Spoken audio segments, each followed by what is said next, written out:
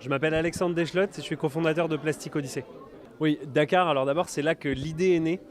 C'est ici qu'on a eu l'idée de faire une expédition pour mettre en lumière les solutions, parce qu'on parle beaucoup de la pollution plastique en tant que problème, mais il existe des solutions et on veut parler de solutions parce qu'on en a un peu marre qu'on nous pointe simplement du doigt le problème. Et donc cette expédition, c'est un bateau laboratoire qui met en avant, qui partage les opportunités pour réduire et recycler le plastique. Voilà. En général, les médias, les premiers interlocuteurs avec le public, ont toujours tendance à parler du problème de pollution. Et c'est ce que tout le monde a envie de partager parce que c'est ce qui affecte les gens. C'est plus difficile en général de parler d'une solution concrète que de parler d'un problème. Mais voilà, c'est là qu'on fait le tri entre les personnes qui ne s'intéressent parfois qu'aux problèmes et ceux qui sont capables de mettre en place des solutions. Et parfois, ceux qui mettent en place ces solutions, ce n'est pas ceux qui sont capables d'en parler le mieux. Donc le bateau, c'est une vraie plateforme pour partager à l'échelle de chaque escale, 30 escales à travers le monde, mais aussi à l'échelle internationale avec la médiatisation, grâce aux médias, les porteurs de solutions et les solutions concrètes pour les partager mieux qu'elles auraient été si le bateau n'avait pas eu. On a visé les zones où on pouvait avoir le plus d'impact. Le Sénégal par exemple, on l'a vu dans les échanges aujourd'hui, il y a un vrai sujet sur la pollution plastique. Mais c'est aussi là qu'il y a la majorité des solutions. Pourquoi ? Parce que quand les gens sont confrontés à un problème, c'est là qu'ils vont développer les solutions techniques pour s'en sortir.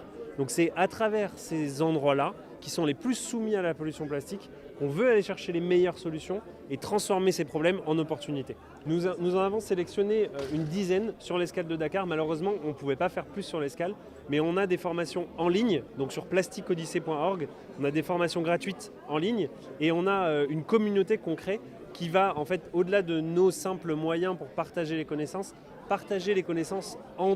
de pair à pair, entre entrepreneurs, entre porteurs de solutions, des pays d'escale dans lesquels on est allé, donc du Liban jusqu'au Sénégal, du Sénégal jusqu'au Maroc, et ainsi de suite, partout dans les pays dans lesquels on va aller, mais aussi au-delà des escales. Permettez-moi d'abord de rappeler un peu la politique qui est mise en place par le gouvernement du Sénégal pour lutter contre la pollution plastique.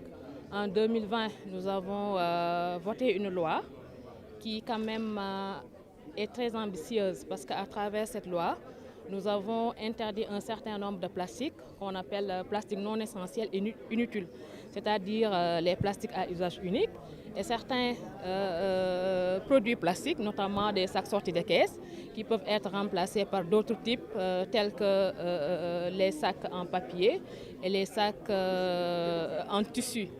Maintenant, par rapport à la mise en œuvre de cette loi, nous sommes confrontés à quelques contraintes de mise en œuvre. Parce que, comme j'ai eu à rappeler tout à l'heure au panel, que la problématique du plastique n'est pas seulement l'affaire de l'État. C'est une responsabilité qui est partagée entre les populations, l'État, le secteur privé.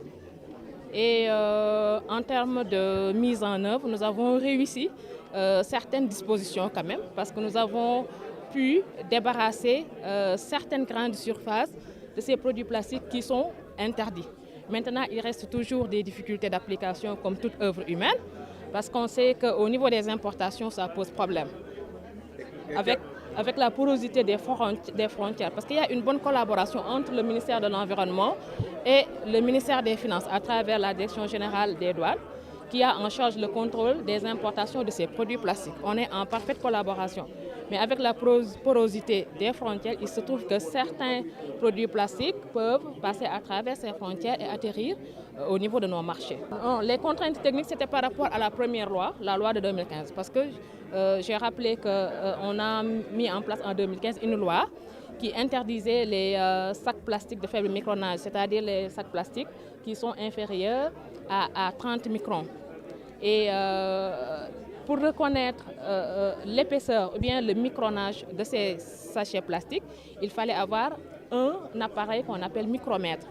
Là également, ça a constitué un problème, une contrainte d'ordre technique qui a fait que la loi n'avait pas quand même pu être mise en œuvre dans toute sa rigueur. Et l'autre contrainte à laquelle on était confronté avec la loi de 2015, c'était qu'on avait autorisé les produits plastiques, les sacs plastiques biodégradables.